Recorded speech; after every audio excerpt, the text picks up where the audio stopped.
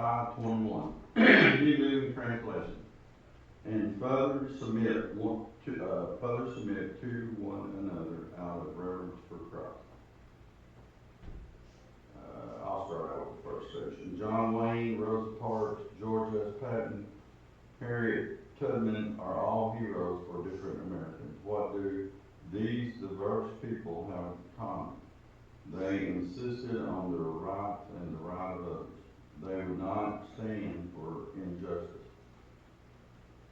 They refused to take abuse from anyone in their own way. They were tough fighters for the oppressed. We may not approve of all their actions, but we admire them because they stood up for themselves and for others. Somebody want to do the next one? You don't start the fight, but you finish it. You don't throw the first punch, but you throw the last. Don't let the people walk over you. Look out for number one. These are the lessons our culture teaches us. All gives us a different lesson. That's right. I mean, we are taught growing up that you look out for yourself. You know, stand on your own 2 feet. Do what you need to do. And you'll be good. Which probably was not the greatest thing to be taught, but it's not the most horrible thing either. I mean, we do need to stand up for people. Jesus stood up for people. So, it's not horrible to do those things. Somebody want to go on with the workout? Do the first paragraph again. Submit to one another out of reverence for Christ. Submit, it isn't a word we want to hear. Submission sounds like surrender, sounds like losing the fight, or what's worse, just throwing it in the towel and giving up. Selah was a phrase we used to say to get the other guy to give up and submit. Christianity is all about submission. Jesus yielded to the will of the Father, even submitting to the cross. His disciples thought he had given up the fight. We are called to be subject to Christ. Jesus is our Lord and Master. What may be the most difficult part of making Jesus Lord is submitting to other people. Yet we are called to do that because we revere Christ. You know, submission is not a bad thing as long as you're not putting you in a bad way. I don't think submission is horrible, but in one way it is if you have people doing bad things. You can't submit to them and turn your head and say, okay, it'll be okay. It's not. I mean, we're seeing that in our country right now. You're seeing all this stuff going on in our schools and all the stuff going on everywhere. I mean, you're seeing things that God said don't do, and they're doing it. And they're teaching others to do it. So we can't submit to it. We've got to speak our mind. And sometimes when you speak your mind, bad things happen, like Charlie Kirk. Charlie Kirk was killed for speaking his mind. And he was probably one of the most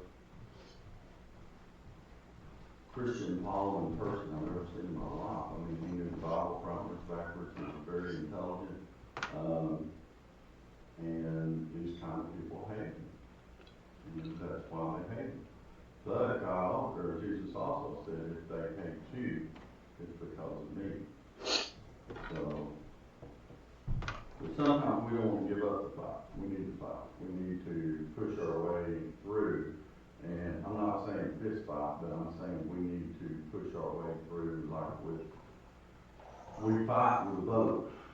If we vote for the right people, then things get changed. If we vote for the wrong people, things get worse. So there's a lot of ways we can fight and still not beat each other up. We can do it with our vote, we can do it teaching, we can do it with, like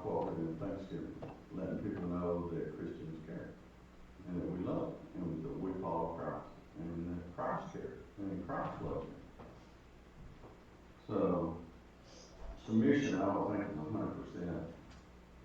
Because a lot of people will say, well, you're a Christian, you're not supposed to argue with me. Well, yeah, I am. I'm a Christian, that's why I'm arguing with you. You know, so that's why we're taught in school to debate and how to debate and why to debate. So, yeah, our place is to argue and to get the truth out. And if they don't know the truth, they can't be saved. Somebody will do the next couple paragraphs. This is a strange submission. Submit to one another. It is a mutual submission, which does not make sense at first. Submission implies a winner and a loser. The weaker surrenders to the stronger. A mutual submission both take a weaker part from the world's point of view. Both are losers. But in losing we win. We follow the way of Christ and the cross, trusting God for resurrection and glory. It may be helpful to explore what mutual submission does not mean. It is not equality. Now, equality is a good thing when compared to the unfairness of inequality.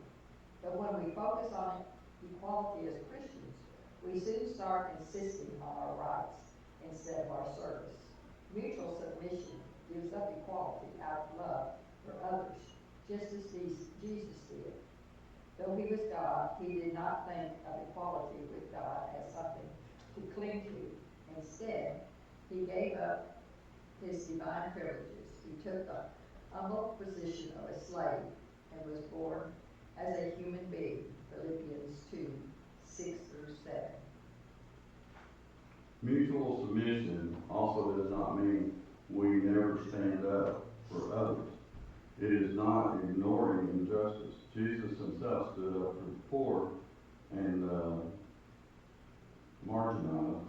He forcibly drove the money changers out of the temple because they were a barrier to those who wanted to pray.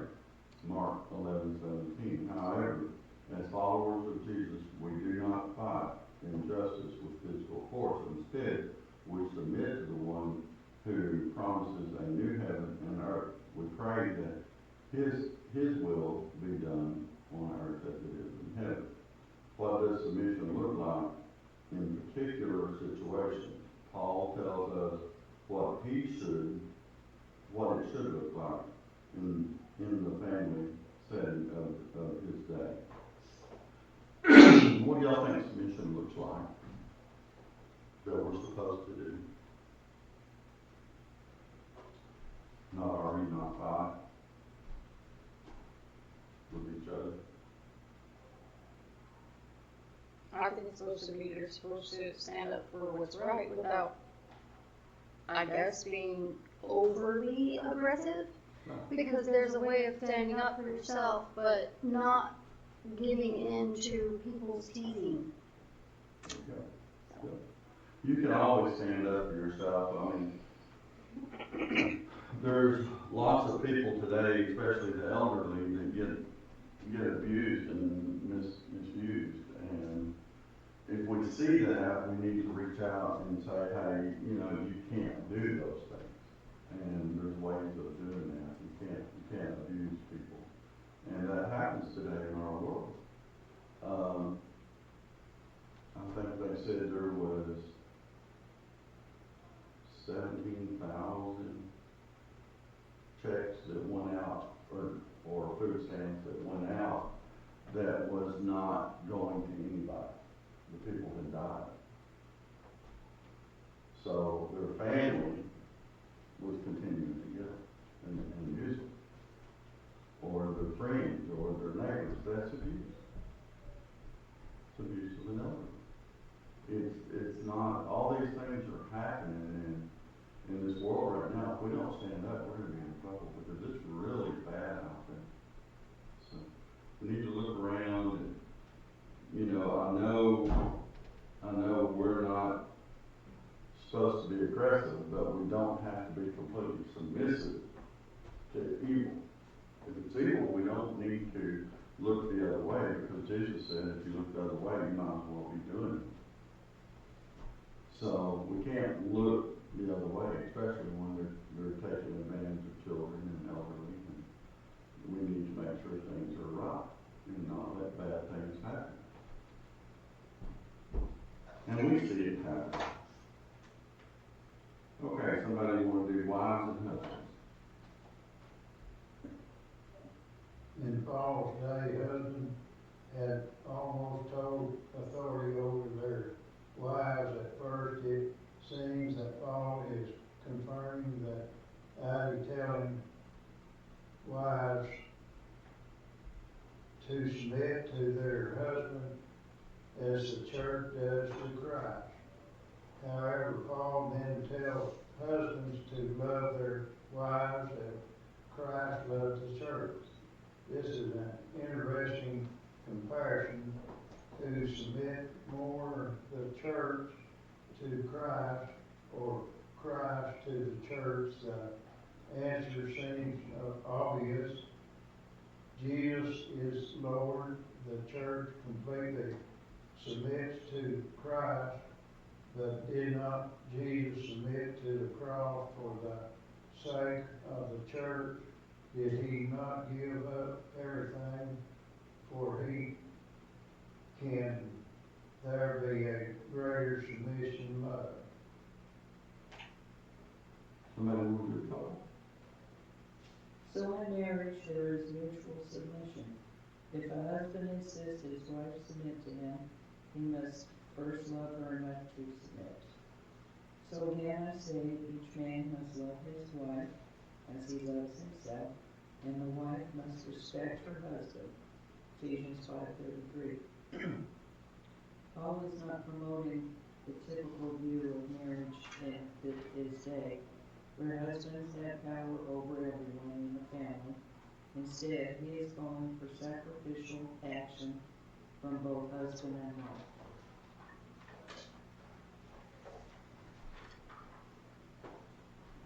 Y'all think that's happening in families today? The wives submit, and husbands love their wives more than as Jesus loved the church. That's why we're seeing so many divorces today. Well, it's hard to know that someone is mistreating or not submitting, whatever. Things are like the first one. All command, everybody wants. Does everything I say, tells me everything that they do, and not interfere in their life. Right. I don't know how to handle something like that, Right. but it happens. Does.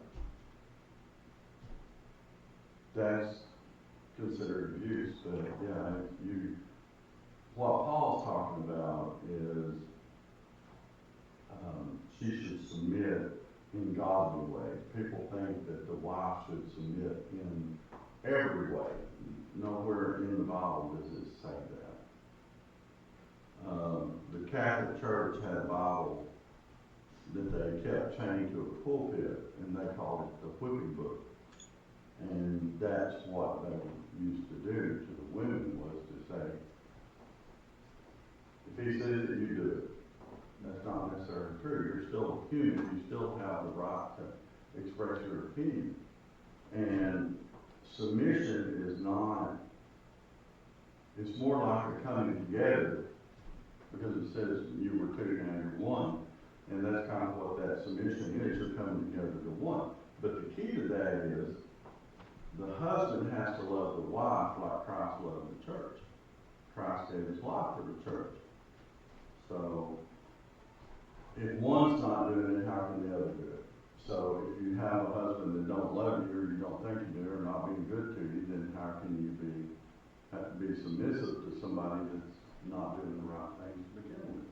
And when you know this is happening, you really can't interfere as an outsider, and yet you see the wife or the children being abused in a sense, and even physically. But how do you deal with that? Well, you yourself, it would be difficult to deal with it, but that would be where a lot of prayer would come in. If you did not seek help yourself to alleviate, kind of like let the stress off.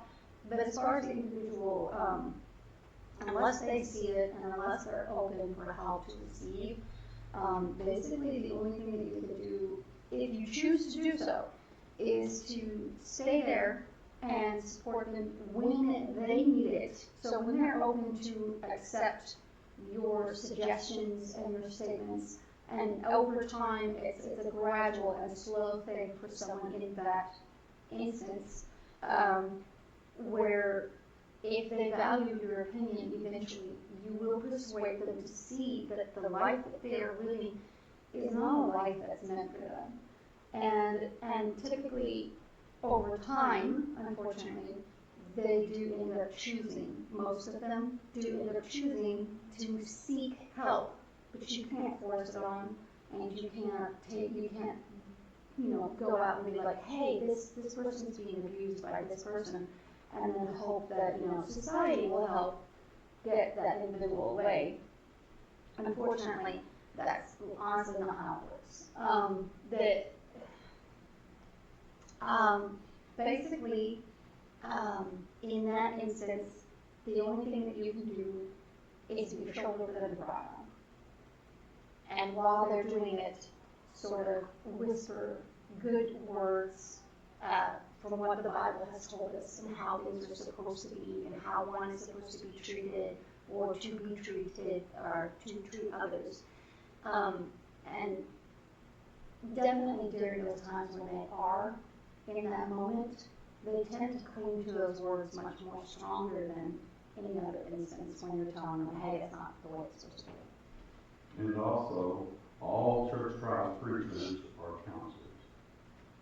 They've been through college, you're also trained to be a counselor. So you can lean on preachers in the church trials as counselors, and if you can get them to agree, then it's better to get them into the church atmosphere and let somebody explain to them what this means. Because a lot of people, it's not the men, not that it's their culture. I'll put it that way. It's their culture. That's how they grew up. And some men are open to change. Yeah, but it's not always the men that are doing the abuse. Right. It can be the women. Sure can. Sure can. Men, but then it's hard for the husband to love her if he's being abused. Then the same thing with her. It's hard for her to do the things she needs to do if she's being abused. And it don't have to be. A lot of people, when they hear abuse, they think they're getting beat up and all that stuff. It doesn't necessarily mean that. What it means, you can be mentally beat up a lot more than you can be physically beat up, and then really nobody knows, except by their actions. And you can tell an abused person, mentally abused person, just by the way they talk. It's crazy, but you can tell that they're being beat down. Well, I think in the situation I think that first, but I don't be the only thing, because they're gonna turn a deaf ear, they're gonna isolate. That's already, so you don't wherever you want to without proof. Right, you can't bring that proof. Can't do, so all that's left is prayer. Well, if it's a neighbor or someone close by, whenever you see them, just make a statement saying hi or good morning or whatever, address them in some way, showing some sort of kindness. And it's literally up to them. You show them the door, they open it, kind of thing. But try to get them both in a situation. I mean, maybe invite them over for dinner. Don't attack either one of them, just have a nice dinner. And 9 times out of 10, they're going to talk.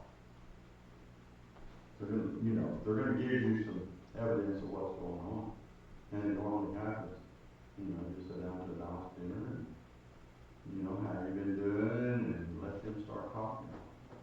And lots of times they'll talk way more than they should. And that's when you have your evidence of what's going on. So, there's a lot of things. Or you can invite them to do a Bible study together, if they both will come, do a Bible study. That works a lot of times. You change people's minds by going through the Bible and showing them things. Pick your book that you want to do the Bible study in that's going to direct you the direction you want to go. There's a lot of things you can do, but like you said, it's hard. It's hard. Once they get to that position, it's hard to change that direction. Somebody want to read a couple or a couple paragraphs and cool down?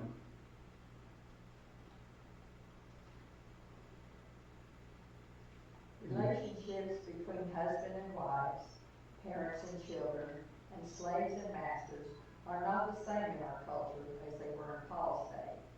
Some might like to return to the days when the husband ruled the roost, children were to be seen and not heard, and everyone knew their place. However, no one wants to restore slavery. Paul is not calling us to go back to ancient Roman family structure. Instead, he is subverting that structure by calling Christians to mutual submission. Such a call should also open our eyes to the subtle ways that our current society shapes us. Just because the world expects us to act a certain way, as husbands, wives, children, parents, and workers, does not mean we should. Instead, we follow the alternative lifestyle of mutual submission. Why? It's because we listen to a different voice, the voice of our Master in heaven. We follow the one who gave himself for the church. We obey the instruction that comes from the Lord. We submit out of reverence for Christ because Jesus is our model. Submission is not a reluctant but a joyful surrender to the will of God. Resignation. There you go. We got you, don't worry. Tonight. That's okay. Well, what do y'all think about this? I mean, do you think people can do that? Can willfully submit to each other? I think people are capable of anything, it's whether or not they're open. Do you think our culture has kind of reverted our ways from being able to do those things? Because people are so rude sometimes these days. Even to the public, they're rude. Yeah. Talk about obnoxious and pushing and shoving and acting out. I think our culture has blinded us from so many things. And I had someone just a couple of days ago tell me, I was getting with my kids because one of them came through and he just like squeezed his hands through and he's like, part through, just pushing us apart. And I'm like, you can say, excuse me. And little Isabella comes by, excuse me. And then she like squeezes by. And I was like, kids these days. And funny thing, the lady did not know that those were my kids. She got later. But anyways, and she goes, I don't know, and it's because of COVID. I was like, wait, what? And she goes, since we were like all trapped inside, we forgot how to treat one another when we were all with everyone else. Because you literally were trapped in a house with the same person, and after a while you just go at each other. And then after a while you could read each other's physical bodies. Like, I'm coming by, oh, okay, doesn't have to speak. But she made that point to me, and I was like, now that I think about it, she's got a point. We come out of COVID, and there were a lot of people that just, we had to learn how to socialize again. But I think because of it, there's a lot of other people that just don't know how to say, hey, you can say excuse me in a nice way. Yeah. Just everybody seems very built up and taking or stuff. I have noticed people that get out more, they tend to have less temperament than people that are shut in and stuck, closed in a lot. So, I don't know, I think the society, the route that we went as far as a whole, like the planet, just Changed.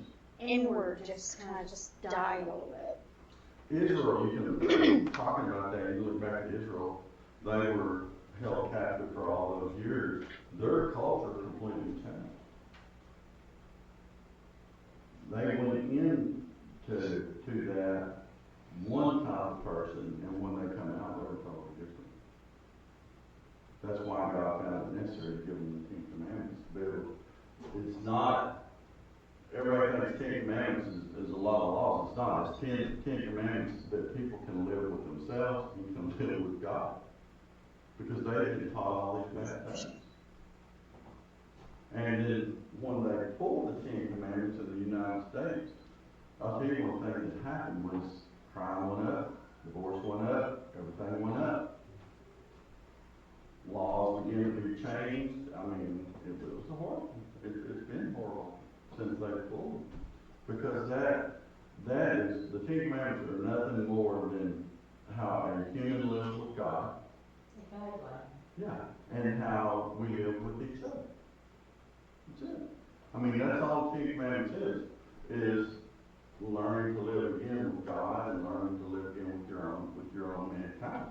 So if you don't know how to do it, and I think that's where we're at now, we need to push the Ten Commandments really hard, because like you said, people are mean, rude, and don't like talking to each other, and say, hey, you ever heard of 10 Commandments? And I want to read them a couple times, because that kind of teach you how to socialize in this world today. But yeah, it's bad. It was bad when they pulled the 10 Commandments. Really bad. Well, you don't want to go to Walmart on a holiday. No. Oh gosh, Black Friday, oh my gosh. Oh, Black Friday's not even a question. There's no way. They have actually changed how Black Friday works. They started it about 3 years ago because of 3 instances in 3 different states. One state, I can't remember each state, but one state, an elderly lady, okay, that surprised me, stabbed another woman to get an item. I think it was some kind of cookware. Yep. Another state, 2 men duked it out to the point where they were in intensive care because they were trying to get some kind of toy for their child. And in a completely separate state, and one individual, I'm not quite sure on that one because I stopped reading it, but they apparently went into like a manic mode because they could not get, like they had waited in line for so long, they got to the end, and the item that they were waiting for was not there. Here's the funny thing, because it ran out. But here's the funny thing, it ran out of that store, but it was not out online. Right. So they could still purchase it, they just had to wait for it to get there. But they, once they heard or once they saw that it was gone, they snapped.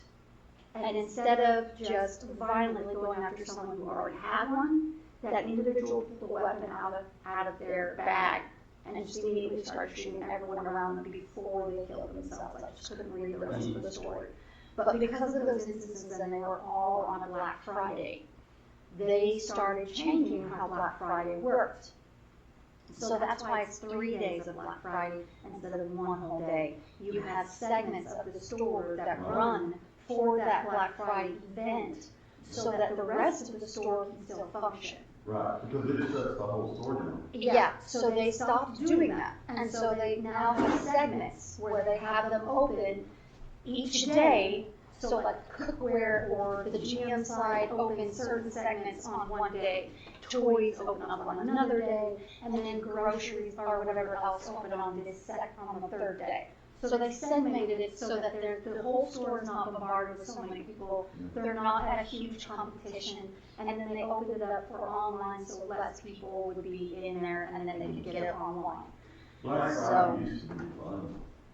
It ain't no more. One time, and I got in a line, and I could not go forward, I could not go backwards, I could not turn my basket, and the man behind me kept shoving his basket, hitting my feet, and I could not go anywhere. Yeah. Oh, And I got angry. yeah, But all I did was, I left the basket and I squeezed my way out of the store. yeah. And I It's don't just- know whether it was bad, It's I don't know dangerous. what he done, but I thought, get out of here. Yeah, it's not worth it, it's an item, and I've it's never just, been back. I don't blame you, I really don't. that's why I don't shop on Saturdays, guys. I just, Yeah. yeah, it's just Yeah, bad. it's dangerous there too. But yeah, it's gotten where people really don't respect each other. And one of the things that people have gotten where they don't respect life. I mean, you see people getting killed constantly, and you know they can't respect life. If they can't, you know, they're just gonna go shoot people. And I think what it is, Chicago, 13 people, 14 people get killed every weekend. That's a lot. And I think 70 or 80 get shot. So the intent was there, they just wasn't a good shot. Or there'd be a lot more dead. Okay, let's finish this up. What does submission not come naturally, why does submission not come naturally to any of us? Why does it not? Why doesn't being submissive come naturally to us? It's a nature response. Culture. Well, it's just nature in general, it's in our, it's DNA. If you're submissive, you're gonna die. A predator coming after you, you don't wanna submit to it. You're gonna die from it. So our natural response is to defend ourselves and stand up. But, I mean, the level of submission that we are talking about is not full 100%, I'm just gonna let you stab me to death. Right. Submission, it's just, you know, just a little You're gonna protect nudge, yourself. yeah. I mean, we have in our DNA, we have the ability, or our DNA has the ability to tell us if you're gonna get killed, stop it. You know, and sometimes our body does and sometimes it doesn't. Number 2, can one be submissive and still stand against injustice? Yes. Yes. What would that look like?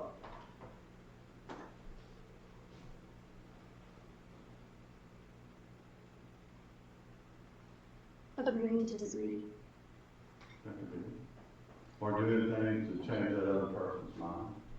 By not being aggressive with them, but just saying, hey, have you ever read this book, or, you know, or have you ever talked to so-and-so? There's a lot of different ways that we can do it, that we don't have to be aggressive. Aggression is the worst thing we can do. You can also, when you're arguing or disagreeing with somebody, you can also basically say, well, I respect your opinion, Yeah, but this is my opinion, and, you know, that it's not gonna change, but thank you. yeah. Thank you for your thoughts, yeah. Yeah. Number 4. Oh, wait. Number 3, what is the relationship between respect and love in marriage?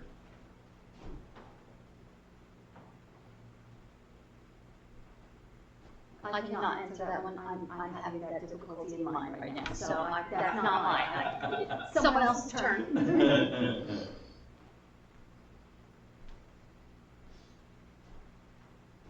What is the relationship between respect and love?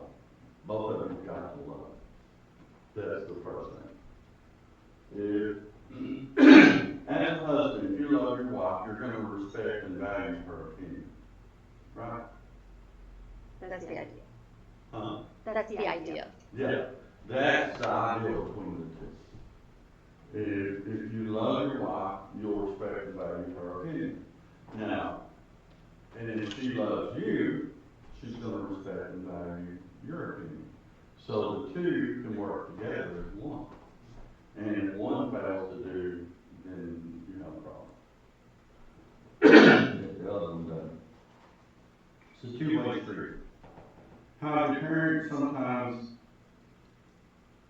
exploit their children? How can we avoid this? What's expirate? It says for, Oh, Exactly, yeah. Oh, sorry. Upset. Upset. yeah. Make it man. Now, Yeah. I try not to, but my husband seems to find it a game, so it's irritating. It is fun sometimes, there. To a degree. I Yeah. I agree with that. It is, but, we should be a little bit more cautious with what we do with children, because they remember it the rest of their life. And you can head in the wrong direction really quick. Why didn't Jesus and the early church do away with slavery?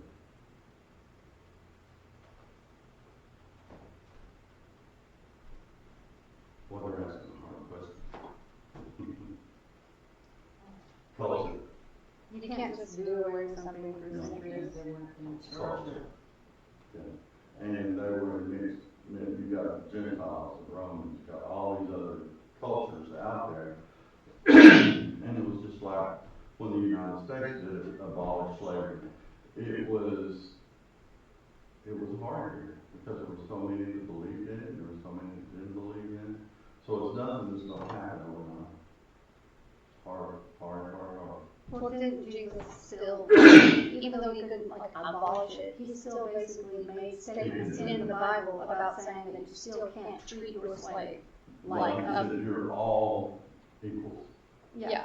He still implied that even the owners still need to be, maybe not like bow down to your slave, but you still couldn't beat the crap out of him because you wanted to. Well, at that time, Jesus said that everybody should be equal. And I think that's in First Corinthians. But, we should all be the same. Gentiles, Jews, slaves, everything. We're all one. We're all gonna end up in the same place.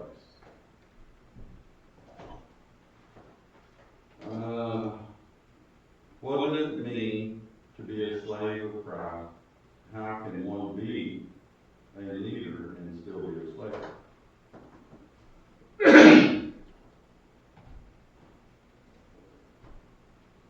Follow Jesus. Jesus was a servant. He didn't come down as a king. He didn't come down as royalty. He came down as a mere servant. That's how we can be as a leader and still be able to be submissive. Because Jesus was. He said it a few times. He held the land. Well, at the end of that one, we got one more lesson, and we start the new books. Do y'all want to do